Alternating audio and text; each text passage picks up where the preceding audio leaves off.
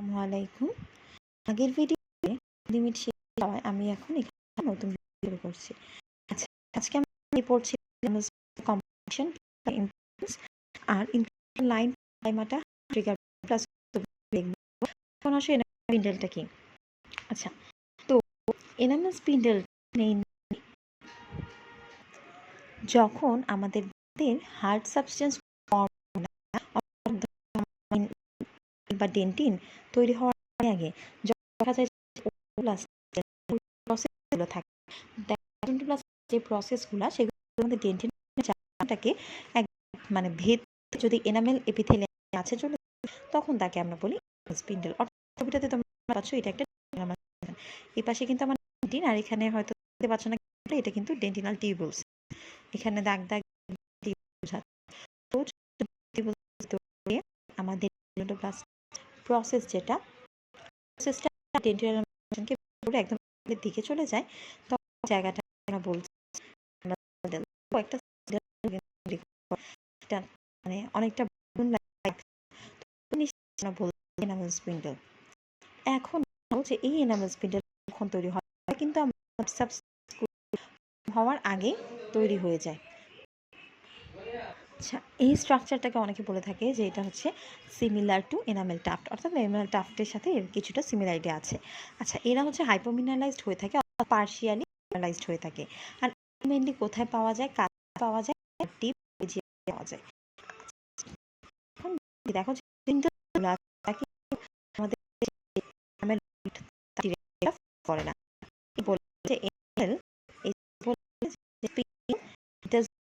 Direction of rod enamel যে রডটা যে ডিরেকশনে যাবে এটা জরুরি না যে আমাদের ওডোন্টোপ্লাস্টিক প্রসেসটা ঠিক ওই ডিরেকশনে যাবে।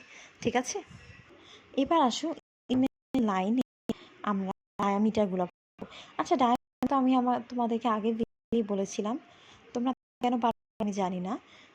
এটা আগে বললাম যে আমাদের স্ট্রাকচার কিন্তু 4 মাইক্রোমিটার আর যেহেতু এটা উইকলি ডিপোজিশন থাকে মানে 28 মিটার থাকে।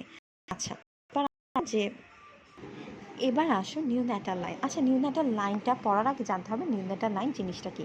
নিউন্যাটাল লাইন হলো আমাদের প্রিন্যাটাল আর পোস্ট ন্যাটালের মধ্যবর্তী একটা লাইন। ঠিক আছে, প্রিন্যাটাল অর্থাৎ কি যখনই কিনা বেবিটা আমাদের মায়ের পেটে ছিল তখন যেই সময় মানে ওদের যেই লাইনটা ফর্ম হবে সেটা হবে প্রিন্যাটাল লাইন। আর বেবিটা যখন হওয়ার পরে মানে যখন ও পৃথিবীতে আসলো তারপরে যেটা হবে সেটা হবে পোস্ট ন্যাটাল লাইন। ঠিক আছে, এখন তোমাদের কোয়েশ্চেন করতে পারে প্রিন্যাটাল ভালো নাকি পোস্ট ন্যাটাল ভালো। সবসময় মনে রাখবে প্রিন্যাটাল ভালো। ঠিক আছে, জন্মের আগে সব কিছুই কিন্তু ভালো থাকে, তাহলে প্রিন্যাটালটা ভালো। আর আমাদের এই নিউন্যাটালটা কি, ওরা জাস্ট একটা লাইন মানে মধ্যবর্তী একটা লাইন প্রিন্যাটাল আর পোস্ট ন্যাটালের মাঝখানে। এখন আসো যে এই যে নিউন্যাটাল লাইনটা, হ্যাঁ, তো এখানে দেখা যায় যে এটার আগে যে প্রিন্যাটাল এনামেলটা ছিল সেটা কিন্তু বেশি হোমোজেনাস ছিল, মানে তারা একদম বেশি হোমোজেনাস ছিল। আর এই পোস্ট ন্যাটালটা কিন্তু লেস হোমোজেনাস থাকে। এখন এই নিউন্যাটাল লাইনটা যেহেতু আমরা দেখলাম যে বাচ্চাদের দাঁতে থাকে, তার মানে এটা কি হবে সমস্ত ডিসিডুয়াস টিথ অর্থাৎ বাচ্চাদের দাঁতে এদেরকে আমরা পাবো, আর কিছু পার্মানেন্টটিতে আমরা এই নিউন্যাটাল লাইনটাকে পেয়ে থাকবো। এখন আসলে এটা ইম্পর্টেন্সটা অনেক বেশি ধরে। তো ইম্পর্টেন্সটা কি দেখো, এটাকে আমরা আমাদের আমরা যখন এইজ আর কি ডিটারমাইন করতে যাব কোনো ইনফ্যান্টের তখন কিন্তু আমরা এই লাইন দেখে বুঝি যে এটা কি আসলে কোনো প্রিন্যাটাল বেবির নাকি নিউন্যাটাল বেবির। যদি আমরা ওখানে প্রিন্যাটাল লাইনগুলো পাই তাহলে আমরা বুঝবো যে এটা কোনো মানে ইনফ্যান্টের, আর যদি আমরা পোস্টন্যাটাল পাই তাহলে আমরা পাবো ওটা কোনো ছোট একটা বেবি। ঠিক আছে, অর্থাৎ নিউবর্ন বেবি বা একটা বেবি যে কিনা মায়ের পেট থেকে আসছে তার মানে তার দেহ। এটা সাধারণত আর কি আমরা ফরেন্সিকে যখন নাকি করে থাকি বাচ্চাদেরকে আমরা ওর এজটা আর কি জানতে চাই তখন আমরা মেইনলি এই লাইনটা দিয়ে পরীক্ষা করে থাকি। আচ্ছা, যখন কিনা ধরো বাচ্চাটা আগে মারা যায়, তুমি তার এইজ জানো না যে সে কতটুকু ছিল, সে কি মায়ের পেটে ছিল নাকি তার বয়স কতটুকু ছিল, তখন আমরা এই লাইনটা থেকে ওর বয়সটা ডিটারমাইন করতে পারি। তো এটা ইম্পর্টেন্সটা এখানে সুন্দর করে লেখা আছে, তোমরা চাইলে দেখে নিতে পারো যে ফরেন্সিক মেডিসিনে by determining the neonatal line we can determine the age of infant. আচ্ছা, if the infant died before the birth, অর্থাৎ ইনফ্যান্টটা যদি ওর জন্মের আগেই মারা যায় তখন দেখা যায় যে নিউন্যাটাল লাইনটা অ্যাবসেন্ট থাকে, অর্থাৎ নিউন্যাটাল লাইনটা কিন্তু ফর্মই হয় নাই, যেহেতু ওখানে আমরা শুধুমাত্র প্রিন্যাটাল লাইনটা পাচ্ছি।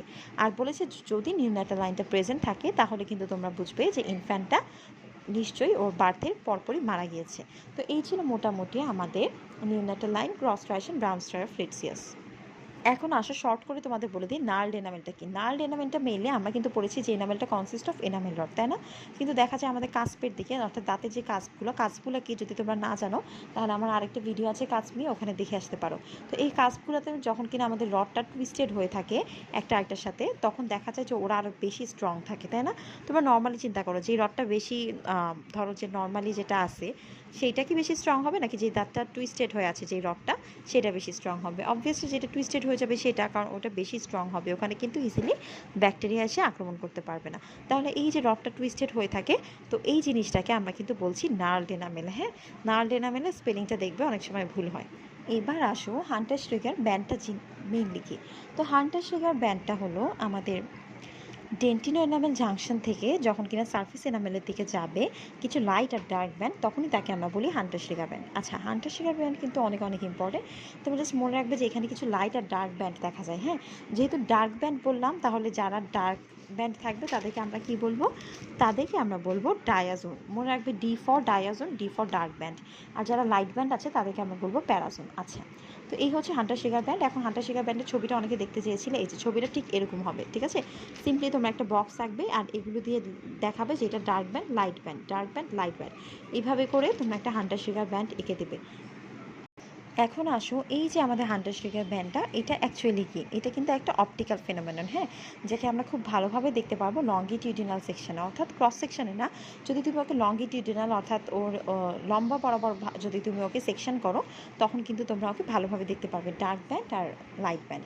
তাহলে এই ডার্ক ব্যান্ড আর লাইট ব্যান্ডটাই কিন্তু আমাদের অ্যাকচুয়ালি হান্টার শ্রিগার ব্যান্ড। এখন আসো পেরিকাইমাটা। পেরিকাইমাটা বলার আগে তোমাদেরকে একটু ব্রাউন স্ট্রাইফ্রেটসিয়াসের ছবিটা দেখিয়ে দিই।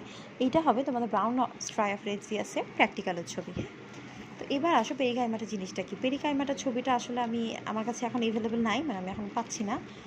আর তো আসো তোমাদেরকে যদি বলে পেরিকাইমাটার সাথে ব্রাউন স্ট্রাইফ্রেটসিয়াসের কানেকশনটা কি, তখনই কিন্তু তোমরা এই ডেফিনেশনটা বলে দেবে যে পেরিকাইমাটা অ্যাকচুয়ালি হচ্ছে ট্রান্সভার্স ওয়েভ লাইক গ্রুপ। হ্যাঁ, যেগুলো কিনা অ্যাকচুয়ালি স্ট্রাইফ্রেটসিয়াসেরই কিন্তু এক্সটার্নাল ম্যানিফেস্টেশন, অর্থাৎ এই যে স্ট্রাইফ্রেটসিয়াসটা যেটা, এটাই কিন্তু অ্যাকচুয়ালি পেরিকাইমাটা ফর্ম করে।